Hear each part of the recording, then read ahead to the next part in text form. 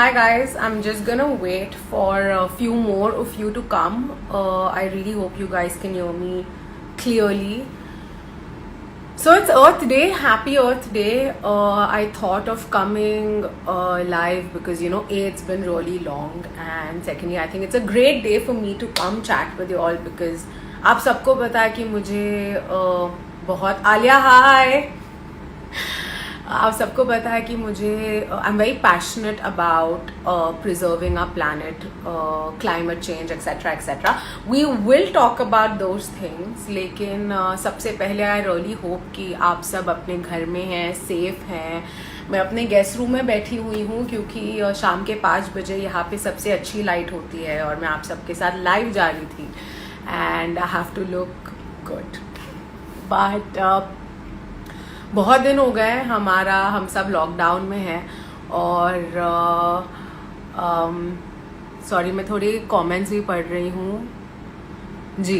तो बहुत दिन हो गए कि हम सब लॉकडाउन में हैं और पहली बार हुआ है कि पूरी दुनिया एक सिमिलर एक्सपीरियंस के थ्रू जा रही है और आई थिंक हम सब ने बहुत चीज़ें सीखी हैं. तो यही कहूँगी कि घर रहिए, सेफ रहिए, सोशल डिस्टेंसिंग प्रैक्टिस करिए, अपने हाथ धोएं, सैनिटाइज़र यूज़ करें, प्लीज़ गवर्नमेंट प्रोटोकॉल ना तोड़े. अगर जो भी रूल्स एंड रेगुलेशंस हैं आपके सिटी के, क्योंकि आहिस्ते आहिस्ते जो भी कुछ मैं पढ़ रही हूँ चीज़ें हल्की हल्की बदलना शुरू होंगी, उन्हें फॉलो करें. और हाँ मुझे क्वेश्चंस भेजिए. I am gonna try and answer most of your questions and we have like some people in, so I think I am just gonna get into it. So guys, today is Earth Day and I don't know how many of you have seen my stories, but I've like shared everything that I went through over the last few months because I've actively started working towards spreading awareness about climate change, about the way we have been abusing our planet and what to do about it. And I've done it through my property, which is called Climate Warrior, where we basically celebrate everybody who's doing something about the cause. And because today is Earth Day, I just wanted to kind of come talk my heart out, maybe answer a few questions. So पता है मैं जब छोटी थी ना, school में हमें पढ़ाते हैं अबाउट क्लाइमेट चेंज, पानी बचाना चाहिए, हमारी जो धरती है, हमारा जो घर है, उसकी गर्मी बढ़ती जा रही है, पानी सूख रहा है, हम पेड़ काट रहे हैं और ये सब. और एक टर्म है क्लाइमेट चेंज जो हमें सिखाया जाता था स्कूल में, लेकिन हम में से कोई ये बात समझा नहीं कि ये एक्चुअली हो रहा है और ये अभी हो रहा है. पिछले साल आपने देखा होगा Australia, America, like through the world in fact there were so many wild fires. इतनी डिफॉरेस्टेशन हो रही है, इतनी वाइल्ड फायर्स हो रही है. ऑस्ट्रेलिया में अकेले करीब 1 बिलियन से ज़्यादा एनिमल्स जल गए थे जो उनका वाइल्ड फायर हुआ था. तो ये चीज़ें लाइक एवरीबडी मुझे भी बहुत अपसेट करती हैं. तो मैं बस आपको कुछ नुस्खे बताऊंगी, ज़्यादा आपको स्कूलिंग नहीं करूंगी इस बारे में, लेकिन ये कहूंगी कि बहुत इम्पॉर्टेंट है कि हम इस मुद्दे को सीरियसली लें. ये जो कोविड-19 का एक्सपीरियंस रहा है, इससे हम में से बहुतों को ये रियलाइज़ हो गया होगा कि इंसान नेचर के आगे हमें झुकना ही पड़ेगा, क्योंकि हम एक हद तक हमारे प्लैनेट को अब्यूज़ कर सकते हैं. उसके आगे वो कोई बायस नहीं देखता, वो कुछ डिस्क्रिमिनेट नहीं करता. अगर कोई ट्रेजेडी, कोई नेचुरल कैलामिटी होती है तो वो हम सबको इफ़ेक्ट करती है. तो जब मैं I'm just going to kind of go back into where all this started for me. When I was very young, I would literally like think for hours that what will happen when the water dries up. So I would come up with like these really funny ideas in my head that I will grow up and I will have like a huge house and I'll fill it up with water and stuff like that. But the reality is you can't do that. So I'm doing my bit, small little things like, you know, when they say save water, what do you mean by save water? What I do to contribute to the cause is that मैंने ना अपने घर में जो kitchen है, जो bathroom है, ऐसे एरियाज है जहाँ पे ज़्यादा वाटर कंजम्पशन होता है, वहाँ पे प्रेशर कम कर दिया है.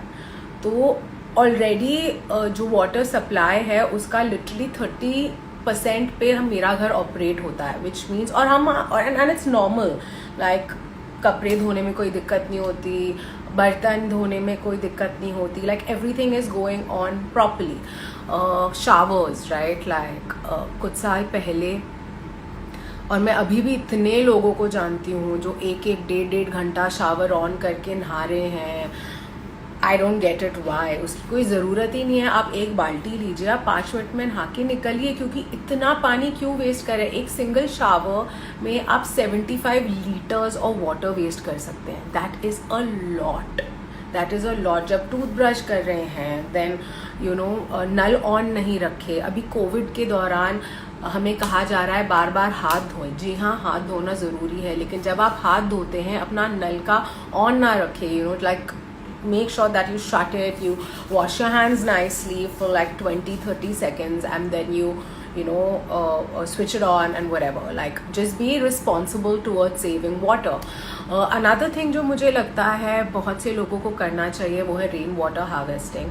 अनेकों वीडियोस हैं इंटरनेट पे जो आप देख सकते हैं. मैं खुद कोशिश कर रही हूँ कि हमारी बिल्डिंग में हम रेन वाटर हार्वेस्टिंग इम्प्लीमेंट करें. मैं अनफॉर्चुनेटली कोविड की वजह से हमारा प्लान थोड़ा डिले हो गया, क्योंकि अभी वो सिस्टम सेट करने के लिए कोई नहीं आ सकता. But I hope next monsoon तक वी आर इन प्लेस.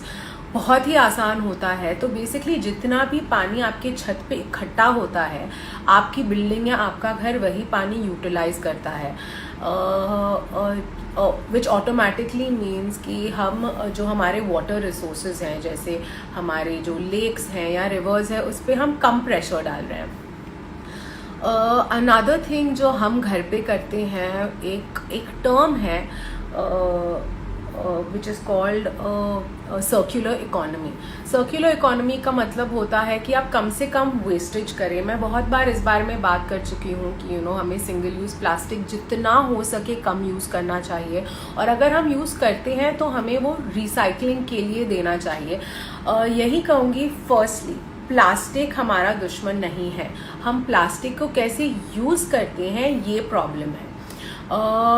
मैंने बहुत से वीडियोस भी डाले हैं मेरे इंस्टाग्राम पे, और अगर आप क्लाइमेट वॉरियर के हैशटैग पे क्लिक करेंगे तो आपको बहुत सारी इन्फॉर्मेशन मिलेगी. तो हम घर पे क्या करते हैं कि जितना भी प्लास्टिक हमारे घर आता है, हम महीने में 2 बार, बहुत सारी कंपनीज़ हैं स्पेशली जो मेट्रोपॉलिटन सिटीज़ हैं या शहरों में, जो आके आपके घर से प्लास्टिक इकट्ठा करती है और जाके उसे रिसाइकिल करती है. उसके बाद तो आप प्लास्टिक अगर यूज़ भी करें, आप ये ज़रूर देखिए that you know that plastic is recycled. तो आप पूरे महीने अपना प्लास्टिक इकट्ठा करें, उसे जो आपका नॉर्मल कचरे का डब्बा है उसके अंदर नहीं डालें, वो प्लास्टिक को अलग रखें. तो जो गार्बेज सेग्रीगेशन, ये जो एक टर्म है, उसे करने का जो सही तरीका है कि एक आप बनाएं गीले कचरे का डब्बा जिसमें जितनी भी खान पान की चीज़ें हो, कोई भी खाना हो जो बच गया हो, या vegetable peels, fruit peels, anything, आप उस एक डब्बे में डालें. आप एक डब्बे में जितना भी ड्राई वेस्ट है, जैसे आपका प्लास्टिक, पेपर, मेटल, ग्लास, जो भी इंसान की बनाई हुई चीज़ है, वो आप एक अलग डब्बे में डालें. और तीसरा है बायो हैजार्डस वेस्ट. तो जो आपके बाथरूम से निकली चीज़ें वो आप उसमें डालें. तो हम घर पे ये करते हैं कि जो भी हमारा गीला कचरा होता है उसे हम रोज़ इकट्ठा करते हैं, और गार्बेज कंपोस्ट बिन आता है जिसमें आप खाद बना सकते हैं. तो हम खाद बनाते हैं हमारे घर के लिए, जो फर्टिलाइज़र या मन्योर होता है, हम रोज़ उसमें इकट्ठा करते हैं. And over a period of time, depend करता है कितना आपका क्वांटिटी है. मेरे घर में लगभग हमें लगता है 1 महीना, 1 महीने में वो मन्योर बन जाएगा, फर्टिलाइज़र खाद बन जाएगी, और हम उसी खाद को हमारे पेड़ों में यूज़ करते हैं. और जो प्लास्टिक, जो सूखा कचरा होता है, उसे हम जैसा कि मैंने कहा, महीने में 2 बार एक कंपनी आती है और वो लेके जाती है पेपर, प्लास्टिक, हर चीज़। तो जैसा ये करते करते हमें करीब 1 साल हो गया है और मेरे घर से इतना कम कचरा निकलता है अब, और आई am very proud of it, क्योंकि कोशिश यही है कि जो भी हम पोल्यूशन या वेस्ट जनरेट करते हैं उसे कैसे हम कम से कम करें। इतने लोग हैं जो अपना कचरा समुंदर में फेंक देते हैं, इतने लोग हैं जो अपना कचरा जलाते हैं। वो ये नहीं समझते कि जब आप अपना कचरा समुंदर में फेंकते हैं, वो स्ट्रॉ, वो प्लास्टिक, उसको जाके हमारी मछलियाँ खाती है, टर्टल्स, शार्क्स खाते हैं, वो उनमें अटक जाते हैं, वो उनमें घुट जाते हैं। कई बार स्ट्रॉज टर्टल्स के नाक में चली जाती है, वो तुरंत मर जाते हैं। तो हमारे मरीन लाइफ के लिए ये कचरा समुंदर में फेंकना बहुत बहुत हानिकारक है और बहुत ही बुरा है। और जब हम ये कचरा जलाते हैं, इतने ग्रीन हाउस गैसेज एमिट होते हैं इन कचरों से कि एयर पोल्यूशन होती है। एंड ऑलरेडी हमें पता है कि हमारे प्लैनेट का टेम्परेचर बढ़ रहा है, जिसका मतलब है कि कुछ सालों में शहर और गर्म हो जाएंगे। शहर क्या, दुनिया ही गर्म हो जाएगी। जो आर्कटिक आइस कैप्स हैं वो मेल्ट होंगे and basically this is exactly what climate change is, guys. Like, you know, our cities are heating up, our waters are drying up, the nutrition in our food is depleting, and now is the time. मुझे genuinely लगता है कि ये समय है। मैं अभी आपके कमेंट्स नहीं पढ़ रही, लेकिन एक बार once I've like shared everything with you, I will read your comments. यही टाइम है कि हम आने वाले जनरेशन्स को सिक्योर करने के लिए कोई इम्पॉर्टेंट कदम उठाए। छोटी चीज़ें हैं यार, जैसे आप गार्बेज सेग्रीगेट करें, आप बाहर कचरा ना फेंके, आप थोड़ा सोचें कि आपके एक्शन का हमारे एनवायरनमेंट पे उसका क्या असर होने वाला है। और स्टार्टिंग में ये चीज़ें बहुत डिफ़िकल्ट लगती है, लगता है कि यार मैं कैसे होगा, इतनी मेहनत, टाइम नहीं है, ऑफिस जाना होता है, ये करना होता है, वो करना होता है। लेकिन जब आप ये छोटी छोटी अपनी आदतें अपनी रोज़मर्रा की ज़िंदगी में बदलते हैं, और तब आपको रियलाइज़ होगा कि ये करना बहुत ही ज़्यादा आसान है। लाइक मेरे लाइफ में कुछ ज़्यादा बदला नहीं। अभी पहले मेरे पास एक डस्टबिन था, अभी हमारे पास 3 डस्टबिन है। और जैसा कि मैंने आपको कहा, मेरे घर से बहुत ही ज़्यादा कम कचरा निकलता है। और मैं बहुत से ऐसे लोगों को जानती हूँ जो ये कर रहे हैं। गाइस, जो हमारे घरों से कचरा निकलता है वो एक लैंडफिल में जाता है और वहाँ पे मैन पावर से वो कचरा अलग किया जाता है। एक बार गीला कचरा और सूखा कचरा मिल गया, उसके बाद उसको अलग करना बहुत मुश्किल होता है और हम उसके साथ कुछ कर नहीं पाते। अब आप सोचो पूरी दुनिया में कितना गार्बेज निकलता होगा। Anyways, moving on. ये जो मेरी जर्नी थी ये एक्चुअली इसलिए शुरू हुई क्योंकि मुझे लगता था कभी ना कभी दुनिया का पानी सूख जाएगा। और ऑलरेडी हमने देखा पिछले साल तमिलनाडु में कुछ शहर थे जहाँ पे पानी नहीं था। साउथ अफ्रीका में केप टाउन में पानी सूख चुका था। इनफैक्ट वहाँ पे सिर्फ 50 लीटर्स पर पर्सन अलाउड था। 50 लीटर्स कुछ नहीं है। लाइक अगर आप एक लैविश शावर ले उसमें आप 75 लीटर्स यूज़ कर लेते, तो 50 लीटर्स इज़ नथिंग पर पर्सन। और ये हम सबकी रियलिटी होने वाली है अगर हम हमारे तौर तरीके ना बदले। I think pretty much मैं यही कहना चाहूँगी। मैं इसके about this I'm gonna keep doing like a lot of live content, and today my live specifically was for Earth Day, so I'm just gonna like scroll through your comments and see if there's anything that I think is worth answering. Firstly, hello to everyone. Thank you so much for joining my live. You all are giving me a lot of love. Thank you so much.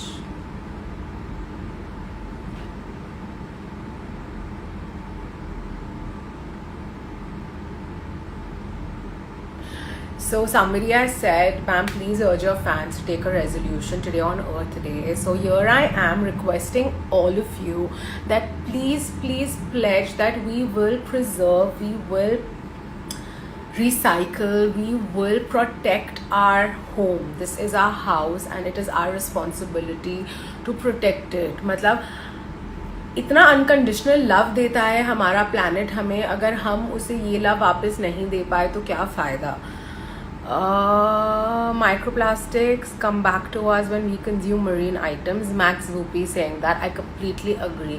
तो जो भी specially जो fish eaters हैं या जो भी हम plastic समुंदर में डालते हैं वो अल्टीमेटली हमारे पास ही माइक्रोप्लास्टिक बन के आता है. जो हम प्लास्टिक जलाते हैं वो कहीं नहीं जाता, उसके छोटे छोटे पार्टिकल्स हम ब्रीथ करते हैं. So it's really bad.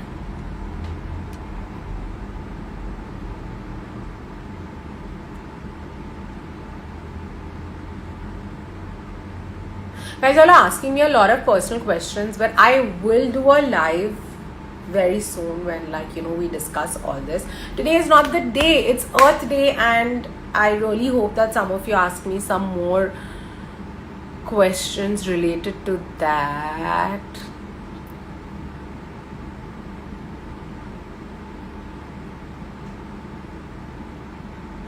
एक इंसान ने कहा है कि हम जो इंस्टाग्राम और सोशल मीडियाज वैभव है उनका नाम, आई थिंक आप हम तक तो पहुंच सकती, लेकिन जो गांव में आप उन तक पहुंचने की कोशिश करिए. पता है जो शहरों में लोग रहते हैं वही सबसे बड़े अब्यूजर्स होते हैं नेचुरल रिसोर्सेज के. इसलिए मैं ज़्यादातर वाटर वेस्टेज हम करते हैं.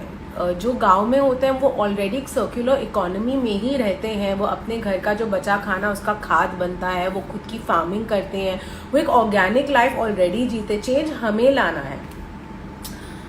Okay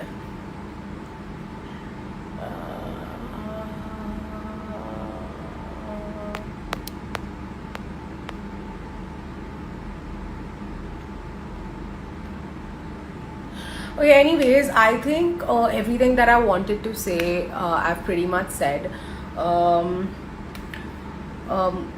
Climate change is a conceptual fact, and it is so large to understand that you can't really quantify it, you know, but it is real and it is happening, and it is our responsibility to make sure that we make this planet habitable for the future generations to come.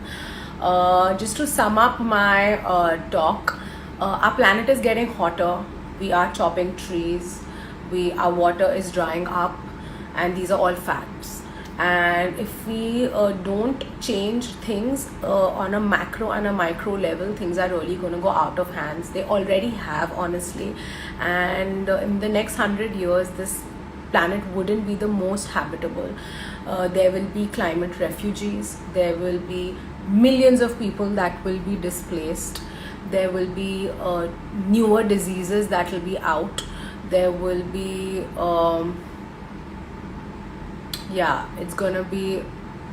it's not gonna be the best condition for anybody to live or for our children to grow up in.